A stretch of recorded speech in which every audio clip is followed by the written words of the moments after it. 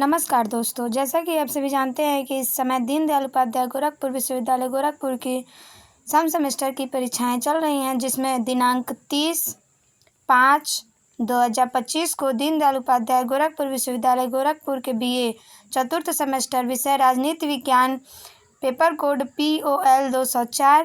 Paper का नाम देख लीजिए, आधुनिक पश्चिमी राजनीतिक विचारक, मॉडर्न वेस्टर्न पॉलिटिकल थॉट की परीक्षा आप लोगों की 30 मई को होने वाली है। तो परीक्षा के दृष्टिकोण से 50 बहुविकल्पी प्रश्न मैं लेकर आई हूं, जो परीक्षा में अति संभावित प्रश्न हो सकते हैं। 30/5/2025 के लिए अति महत्वपूर्ण प्रश्न उत्तर। तो अगर आप चैनल पर नए हैं तो चैनल को लाइक, शेयर और सब्सक्राइब करना न भूलें। आप लोगों ने मेरा अगर POL 203 का प्रीवियस ईयर पेपर और मॉडल पेपर देखा होगा तो आप लोग का 203 का पेपर बहुत ही अच्छा हुआ होगा, और मैं 204 का मॉडल पेपर ये बनाने जा रही हूँ, और 204 का प्रीवियस ईयर पेपर मैंने अपने चैनल पर डाला हुआ है। अगर आप लोगों ने उसको नहीं देखा है तो जाकर ज़रूर देख लें। मैं उसका लिंक डिस्क्रिप्शन बॉक्स में दे दूँगी, ताकि आप लोग आसानी से उस वीडियो तक पहुँच सकें और अपनी तैयारी को अच्छे से कर सके। अभी आप लोग के पास टाइम है 2 दिन का, आप लोग पूरा अच्छा से पढ़ें ताकि परीक्षा में एक भी प्रश्न आपके न छूटे। तो आइए देखते हैं। पहला प्रश्न मैंने रखा है, आधुनिक युग का प्रथम राजनीतिक विचारक किसे माना जाता है? तो वह है मैकियावेली। मैकियावेली को आधुनिक युग का प्रथम राजनीतिक विचारक माना जाता है। यहीं से आपसे प्रश्न ये भी पूछ सकता है कि पुनर्जागरण का प्रारंभ कब हुआ था? तो पुनर्जागरण का प्रारंभ 1453 ईस्वी में कुस्तुनतुनिया के पतन के बाद इटली के फ्लोरेंस नगर में हुआ था। दूसरा प्रश्न है, मैकियावेली का जन्म कहाँ पर हुआ था? तो मैकियावेली का जन्म भी इटली के फ्लोरेंस नगर में 1469 ईस्वी में हुआ था। यह भी प्रश्न महत्वपूर्ण है, आपसे परीक्षा में पूछा जा सकता है कि मैकियावेली का जन्म कब हुआ था? तो 1469 ईस्वी में, और कहाँ हुआ था? तो इटली के फ्लोरेंस नगर में। तीसरा प्रश्न है, मैकियावेली को अपने युग का शिशु भी कहा जाता है। आपसे प्रश्न ऐसे भी बन सकता है कि अपने युग का शिशु किसे कहा जाता है? 4 ऑप्शन दे देगा तो मैकियावेली को। चौथा प्रश्न है, मैकियावेली की प्रसिद्ध पुस्तक कौन कौन सी है? तो मैकियावेली की सबसे प्रसिद्ध पुस्तक जो है वह द प्रिंस है, और उसकी अन्य पुस्तकें हैं discourses of Levi, the art of war, the history of Florence. यह सभी मैकियावेली की प्रसिद्ध पुस्तकें हैं। पांचवा प्रश्न है, मैकियावेली के अनुसार मानव स्वभाव की 2 विशेषताएं हैं, कौन कौन सी? स्वार्थ भावना और भय भावना। 6 नंबर प्रश्न देख लीजिए, जीन बोधा, इसका कार्यकाल कब तक था? तो 1530 ईस्वी में जन्म हुआ, 1596 ईस्वी में 1596 ईस्वी में मृत्यु हो जाता है। कौन सी शताब्दी? तो 16वीं शताब्दी का प्रसिद्ध फ्रांसीसी दार्शनिक था। यहाँ से भी प्रश्न बनेगा कि जीन बोधा का संबंध किस देश से था? तो फ्रांस से, और उसकी ख्याति संप्रभुता और आधुनिक पूर्ण सत्तावाद के सिद्धांतकार के रूप में है। आगे देखते हैं। 7 नंबर प्रश्न, जीन बोधा की प्रसिद्ध पुस्तक कौन कौन सी है? तो जीन बोधा की सबसे प्रसिद्ध पुस्तक जो है वह the 6 books of the Republic, English में देख लीजिए, द 6 बुक्स ऑफ रिपब्लिक। कभी कभी आपकी परीक्षा में दे सकता है कि गणराज्य की 6 पुस्तकें किसकी पुस्तक है? तो यह जीन बोधा की पुस्तक है, और कब प्रकाशित हुई थी? तो 1576 ईस्वी में। बहुत ही महत्वपूर्ण है। 8वां प्रश्न है, संप्रभुता की संकल्पना किसने दी थी? तो जीन बोधा ने। सबसे पहले आपसे पूछेगा कि संप्रभुता का सर्वप्रथम प्रयोग किसने किया था? तो जीन बोधा ने। आगे देखते हैं। 9 नंबर प्रश्न है, मैकियावेली अपने युग का अरस्तु था, यह किसने कहा था? तो यह डनिंग महोदय ने कहा था।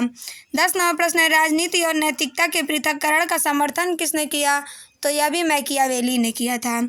अब थॉमस हॉब्स को देख लेते हैं। थॉमस हॉब्स कौन थे? तो थॉमस हॉब्स 1588 से 1669 ईस्वी तक इनका कार्यकाल था, 1679 ईस्वी तक। यह एक अंग्रेजी दार्शनिक थे, जिन्हें आधुनिक राजनीतिक दर्शन के जनक के रूप में जाना जाता है। आपसे प्रश्न ऐसे बनेगा कि पहले तो प्रश्न बनेगा कि थॉमस हॉब्स कहाँ के थे? तो फ्रांस के थे, और ये आधुनिक राजनीतिक दर्शन के जनक भी थे। 12 नंबर प्रश्न है, हॉब्स का सबसे प्रसिद्ध पुस्तक कौन सा है? तो हॉब्स का सबसे प्रसिद्ध पुस्तक लेवियाथन है, जो 1651 ईस्वी में प्रकाशित हुआ था। लेवियाथन हमेशा आपकी परीक्षा में पूछा जाता भी है कि लेवियाथन किसकी प्रसिद्ध पुस्तक है, तो हॉब्स की। 13 नंबर प्रश्न है, हॉब्स ने प्रकृति की स्थिति के बारे में क्या कहा था। तो हॉब्स का मानना था कि प्रकृति की स्थिति अराजकता यानी कि स्थिति में जीवन एकाकी, घृणित, क्रूर और छोटा होगा। यह प्रकृति की स्थिति के बारे में हॉब्स ने कहा था। 14 नंबर प्रश्न है, हॉब्स ने सामाजिक अनुबंधन सिद्धांत में क्या कहा था। सामाजिक अनुबंधन का सिद्धांत मतलब सामाजिक समझौते का सिद्धांत भी इसे भी कहा जाता है। तो हॉब्स का मानना था कि लोगों को एक सामाजिक अनुबंध करना चाहिए, यानी कि समझौता करना चाहिए, जिसमें वे एक संप्रभु को शक्ति सौंपते हैं ताकि वे शांति और व्यवस्था बनाए रख सकें। 15 नंबर प्रश्न है, हॉब्स ने मानव स्वभाव के बारे में क्या कहा। हॉब्स ने मानव स्वभाव के बारे में कहा था कि हॉब्स का मानना था कि मनुष्य स्वाभाविक रूप से स्वार्थी और हिंसक होते हैं। प्रश्न ऐसे बनेगा कि हॉब्स के अनुसार मानव का स्वभाव कैसा होता है। तो हॉब्स के अनुसार मानव का स्वभाव स्वार्थी और हिंसक होता है। 16 नंबर प्रश्न है, सामाजिक अनुबंधन सिद्धांत को राज्य की उत्पत्ति का सिद्धांत, राजनीतिक अधिकार का सिद्धांत, सामाजिक समझौते का सिद्धांत या सामाजिक संविदा या सामाजिक करार के नाम से भी जाना जाता है। तो सामाजिक अनुबंधन सिद्धांत की जगह पे अगर आप लोग को राज्य की उत्पत्ति का सिद्धांत दे दे, राजनीतिक अधिकार का सिद्धांत दे दे, सामाजिक संविदा या सामाजिक करार का सिद्धांत दे दे, तो यह सभी सामाजिक अनुबंधन सिद्धांत के नाम से ही जाना जाता है। और हमेशा तो पूछता है कि सामाजिक समझौते का सिद्धांत, यह भी सामाजिक अनुबंधन सिद्धांत के नाम से जाना जाता है। 17 नंबर प्रश्न है, जॉन लॉक के अनुसार प्राकृतिक अवस्था में व्यक्ति को कौन से 3 अधिकार प्राप्त हैं। तो जीवन, स्वतंत्रता और संपत्ति। प्रश्न ऐसे बनेगा कि जॉन लॉक कहाँ के रहने वाले थे। तो यह भी फ्रांस के रहने वाले थे। 18 नंबर प्रश्न है, जॉन लॉक ने किस सिद्धांत का समर्थन किया था। तो सीमित सरकार का। 19 नंबर प्रश्न है, जॉन लॉक ने किस सामाजिक अनुबंध सिद्धांत का प्रतिपादन किया था। तो लॉक का सामाजिक अनुबंधन सिद्धांत। आप लोग एक बात समझ लीजिए कि सामाजिक समझौते का जो सिद्धांत था उसमें यह तीनों शामिल थे, हॉब्स, लॉक और रूसो। 20 नंबर प्रश्न है, जॉन लॉक के अनुसार सरकार का मुख्य उद्देश्य क्या है। जॉन लॉक के अनुसार सरकार का मुख्य उद्देश्य है लोगों के अधिकारों की रक्षा करना। आप लोग वीडियो को पूरा देखिए क्योंकि बहुत ही महत्वपूर्ण प्रश्न है जो आपकी परीक्षा में ज़रूर पूछे जाएंगे। और अगर आपको वीडियो पसंद आ रहा है तो अपने दोस्तों को ज़्यादा से ज़्यादा शेयर करके मेरे चैनल को सपोर्ट करें।